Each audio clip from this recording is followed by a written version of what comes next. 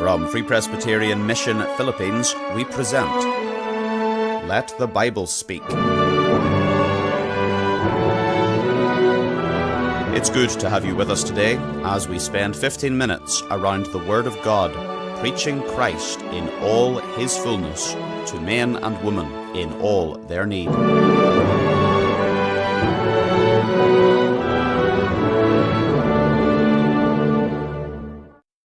Blessed morning sa inyong lahat. I'm so happy to be with you this morning.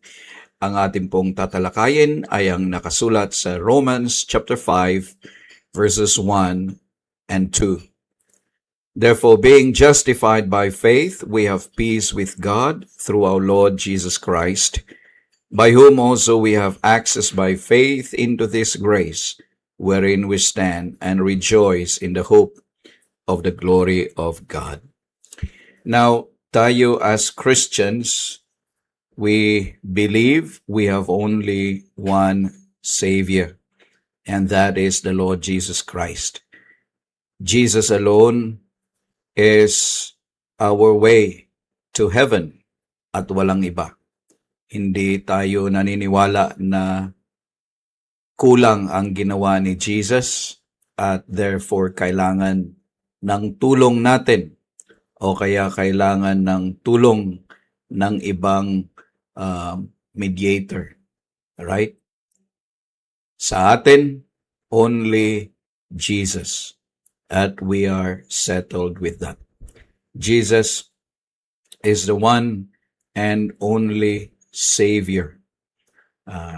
Through Christ's work and through Christ's merit, nagkaroon tayo ng kaligtasan. Yan ang binigay niya sa atin. And we are settled with that. And we are so thankful na ang ating tagapagligtas ay si Jesus alone. Now, ngayong umaga, I also want to share with you kung ano pa yung binigay sa atin ng Panginoon. Kung ano yung mga blessings na matatanggap natin. Kung tayo ay lumapit sa Kanya, humingi ng tawad sa ating mga kasalanan, at magpakumbaba sa ating Panginoon, tanggapin natin na Siya ang ating tagapagligtas. Ano yung mga blessings na ma-enjoy ng isang Christian? So kung ikaw na nakikinig sa akin ay nasa labas pa, right? Hindi ka pa sumanib sa Panginoon. Hindi ka pa humingi ng tawad sa iyong mga kasalanan. At hindi mo pa natanggap ang Panginoon bilang iyong Diyos sa inyong buhay, bilang tagapagligtas. I hope na by listening to this, magustuhan mo rin lumapit sa Panginoon. Because I tell you, kahit nasa sa iyo na lahat, mayroon kang kayamanan, mayroon kang maayos na pamilya, may maayos ka na trabaho, may good health ka, I tell you, hindi mo ma-enjoy ang lahat because malaking kulang ang mayroon ka sa iyong buhay. At ang kakulangan na yan, ang tanging Panginoon lamang makakapuno niyan. So, I hope you would listen carefully, right? And so ano yung mga blessings na bigay sa atin ng Panginoon pag tayo ay tumanggap sa Kanya bilang ating tagapagligtas? Well, marami. At isa dyan ay ang nakasulat dito sa Romans chapter 5 verse 1. Therefore, being justified by faith, we have peace with God through our Lord Jesus Christ. Kapayapaan, kaibigan. Kapayapaan ang ibibigay sa atin ng ating Panginoong Hesukristo. Now, napaka-importante yan sa atin. At maraming tao hindi nila nare-realize na kailangan nila yan dahil mali ang kanilang tingin sa Diyos. Maraming gustong mag-quote ng verses sa Facebook nila at minsan, kung hindi mo alam yung background ng taong yon, matutuwa ka dahil talagang nagsasabi siya na may faith siya sa Panginoon. But how about yung buhay nila? While they quote verses while they say that they believe in God and they want to honor Him, at while they say they surrender their life to God, but they continue to live their life in sin.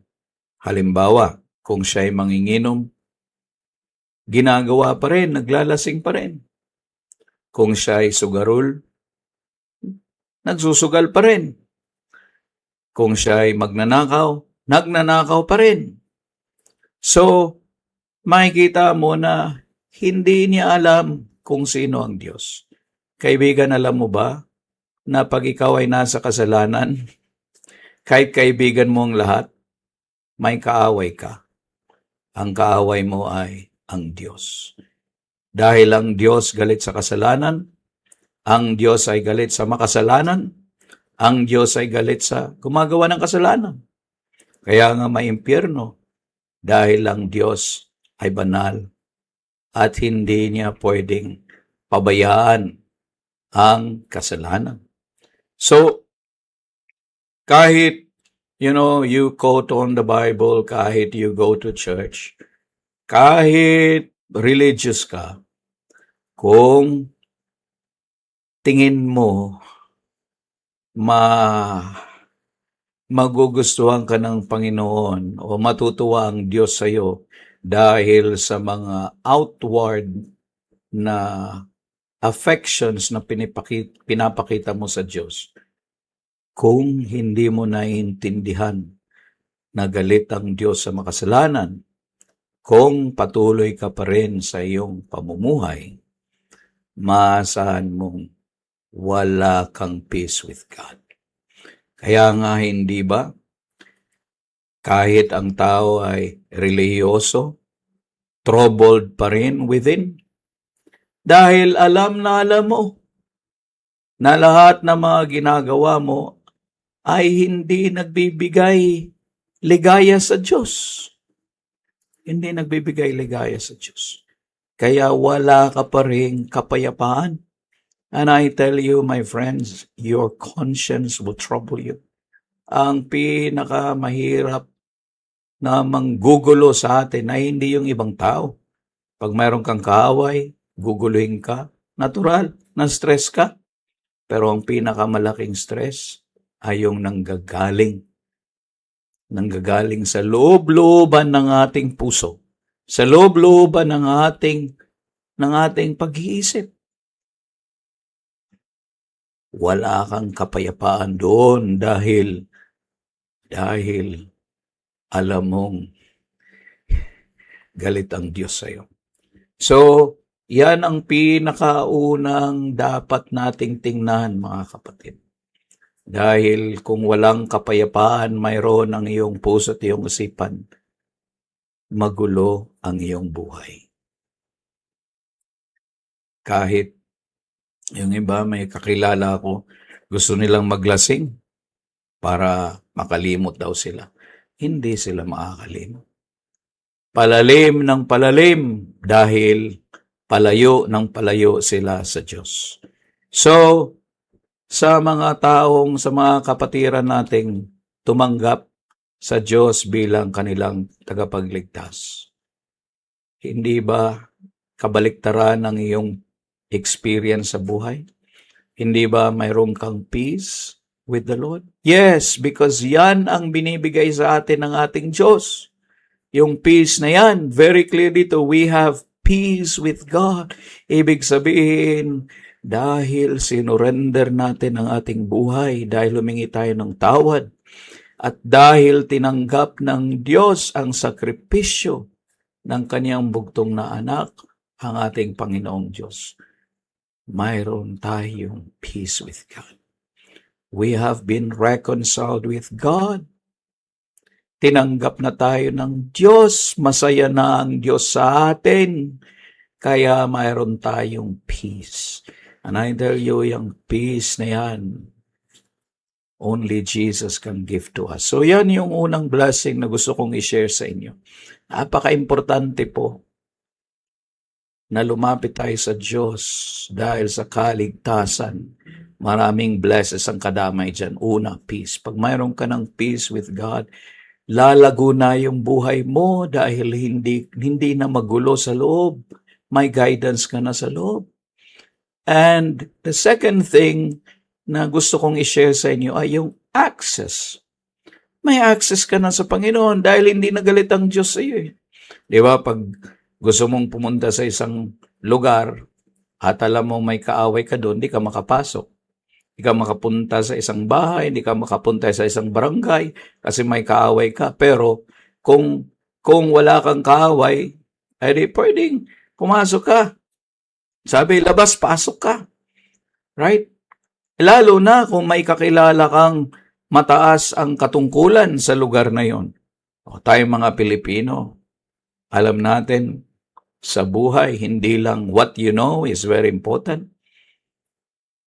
Alam din natin whom you know is very important.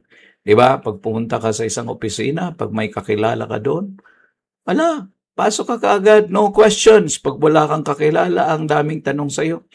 Right? So, access. You know, when you come to Jesus as your Lord and Savior, bigyan ka niya ng access straight to the throne room of God. You stand in the grace of God. Can you imagine?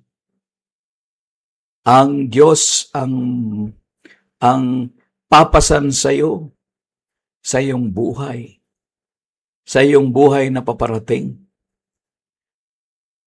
Na-imagine mo ba yan? Naiisip mo ba yan? Kung anong klaseng blessing mayroon yan? Ngayon, magulo ang mundo. Mahal ang gasolina, mahal ang diesel. Maraming epektong masasama ang pwede mangyari. Pagkain, naapektuhan din sa ibang lugar. Hindi sila makapagtanim dahil kulang sila ng gasolina. Yung ibang kumpanya, hindi muna nagtatrabaho, nagbubukas dahil mahal ang gastusin. Pero pag tayo may access sa Panginoon, kahit anong mangyari sa mundo, makakalapit tayo sa Panginoon anytime. Makapagdasal tayo sa Panginoon. Makakahingi tayo ng tulong sa Diyos. What a blessing. Kaibigan, may Jesus ka na ba sa buhay mo?